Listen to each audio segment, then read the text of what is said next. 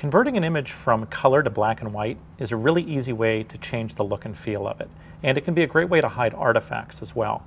For instance, if someone's skin needs a lot of retouching or there's a lot of noise in an image, simply converting it to black and white can turn those artifacts into grain. They don't really matter as much when the image is black and white.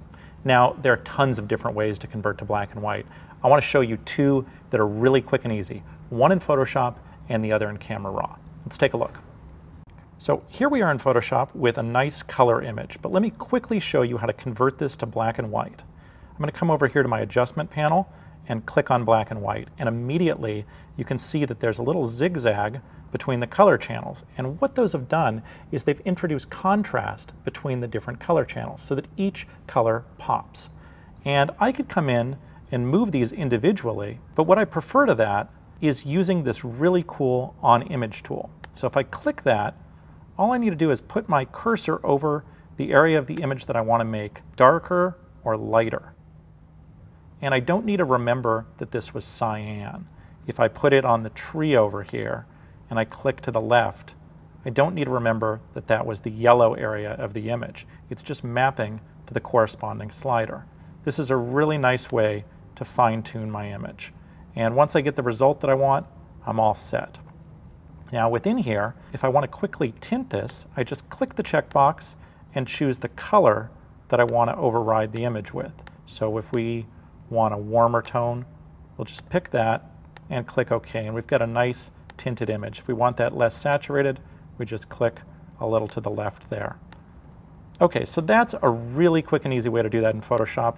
It's an adjustment layer, so it can be turned off and on.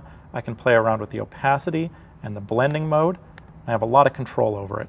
Okay, so that's Photoshop. Let's go over to Bridge and talk about how to get a really great black and white effect in Camera Raw.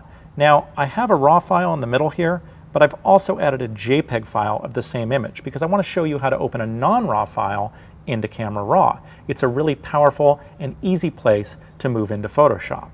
So one way I love in Bridge is to just select the JPEG and hit Command R, and that'll pop me into Camera Raw. And the things that make a good color image also make a good black and white image. And in order to get a good black and white image, I need to have a good balanced exposure. So I'm going to back down the exposure a little bit. I'm going to pull my highlights in a little. I'm going to increase my clarity just a little bit, and the image looks pretty good. Now what I'm going to do is I'm just going to move over here to grayscale or black and white. When I click on that, I'll see the same separation between the channels. And if I want to interact with the image like I did before, I'm just going to choose the targeted adjustment tool. It's the same idea. If I click on the foreground and I move to the left, I'll notice that I'm making this brighter or darker. Now, one thing that works a little bit differently, I think better in Camera Raw, is you'll notice that I'm moving multiple sliders at the same time. So by using this targeted adjustment tool, I'm actually doing something I couldn't do back in Photoshop. I'm moving two sliders at two different rates. I get this looking the way I want, and then I move over to split toning. And the way that it works in split toning, I could guess at my hue and then build my saturation up, but here's a really great trick. Hold down the Option or Alt key while pulling the hue slider, and you'll get a temporary 100% preview of that color.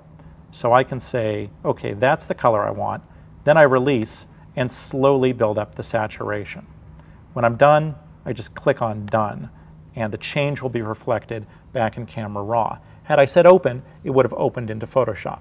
So two different ways to make great black and white images, tinted in both cases, really easy, really fast. Hope that helps you out.